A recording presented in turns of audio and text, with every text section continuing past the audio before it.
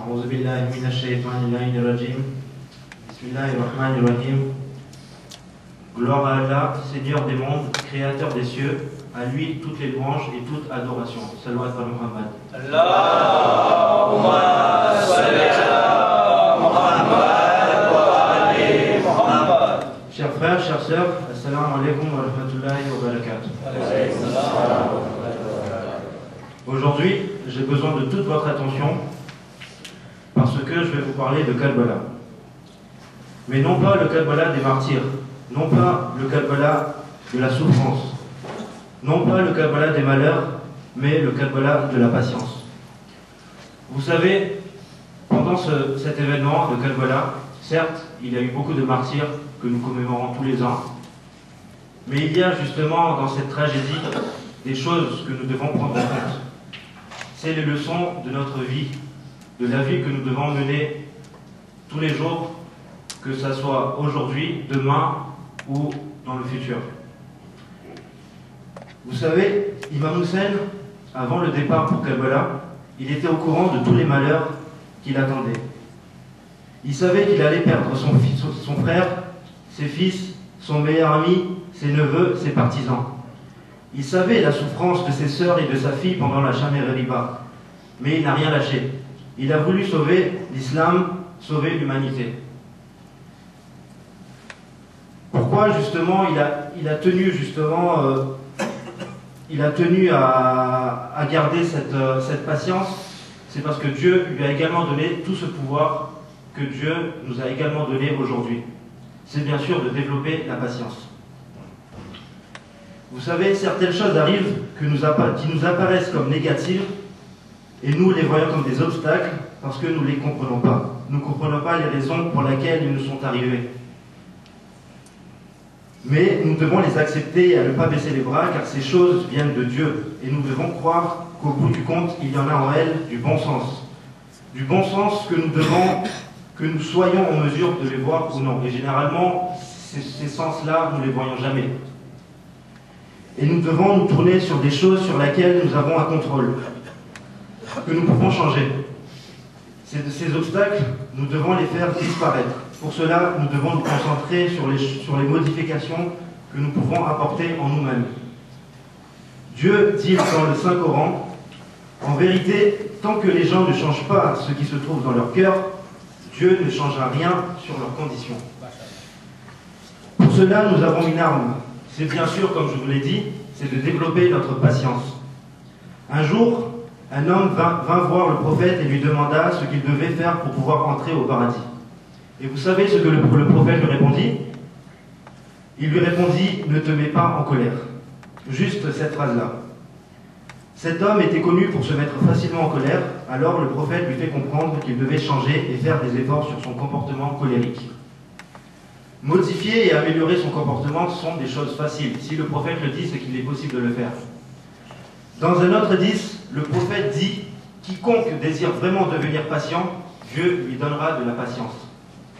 Cela signifie que même si certains individus semblent nés plus patients que d'autres, il ne nous est pas impossible de développer notre patience. Il est intéressant de noter également qu'en psychologie et psychiatrie occidentale, on nous disait, il n'y a encore pas si longtemps, de ne pas réprimer notre colère, mais de l'exprimer. Car si nous retenons toute notre colère à l'intérieur de nous, nous risquions d'exploser. Alors, il était préférable de déballer ce que nous avons sur le cœur. Et bien récemment, par une étude, ils ont découvert que lorsque les gens laissent libre cours à leur colère, des vaisseaux sanguins éclatent dans leur cerveau à cause de la pression. Ils ont ainsi compris que la colère pouvait être dangereuse et même fatale dans certains cas. Alors maintenant, ils ont changé d'avis et recommandent de ne pas tout déballer et d'éviter les emportements violents. Le prophète sallallahu alayhi wa sallam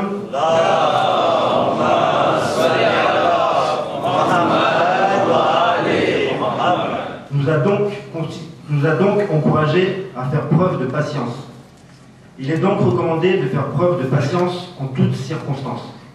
Et même si nous pourrions à l'intérieur, il vaut toujours mieux se montrer patient devant les autres, et bien sûr non pas par hypocrisie. Il est bon également de considérer comment les choses matérielles et la richesse monétaire de ce monde et de nos vies jouent un rôle majeur dans le développement de notre patience. Le prophète nous a conseillé sur la façon d'aborder cette réalité en ces termes. Ne regardez pas ceux qui sont au-dessus de vous, qui sont plus riches que vous, regardez plutôt ceux qui sont en dessous de vous, ceux qui sont plus pauvres que vous. Peu importe dans quelle situation on se trouve, il y aura toujours plus malheureux que nous. C'est donc de cette façon que nous devons aborder notre situation matérielle en cette vie.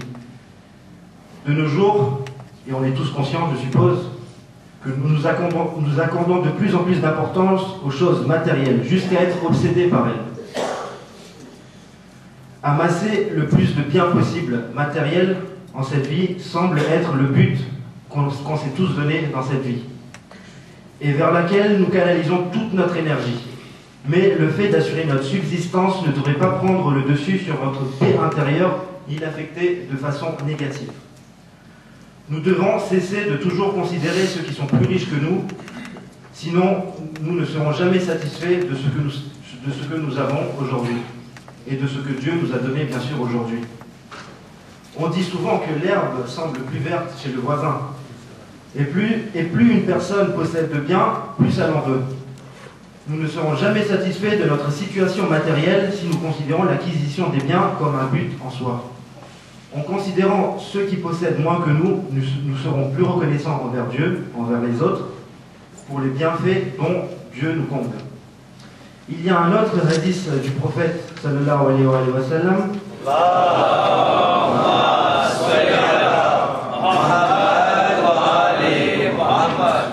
qui nous aide à mettre en perspective notre situation matérielle. Quiconque fait de ce monde son objectif, Dieu embrouillera ses affaires, lui fera voir la pauvreté, et il n'obtiendra rien de ce monde à l'exception de ce que Dieu a déjà écrit pour lui. Donc, si une personne fait de son monde son objectif, elle perdra vite la tête et ne saura plus dans quelle direction se tourner. Dieu lui fera voir la pauvreté, car peu importe le montant d'argent qu'elle possédera, elle aura toujours l'impression d'être pauvre. À chaque fois que quelqu'un se montrera gentil avec elle, ou lui sourira, elle s'imaginera qu'il ne le fait que parce qu'il convoite son argent. Elle ne fera confiance à personne et ne sera jamais heureuse. Par exemple, lors d'un krach boursier, vous entendez presque toujours parler des gens qui se suicident après avoir tout perdu. Une personne qui avait par exemple 8 millions d'euros et qui en perd 5 se retrouve avec 3 millions et s'imagine que sa vie est finie. Il sent qu'il a perdu sa raison de vivre car il s'imagine plus pauvre que jamais. Salawat Muhammad.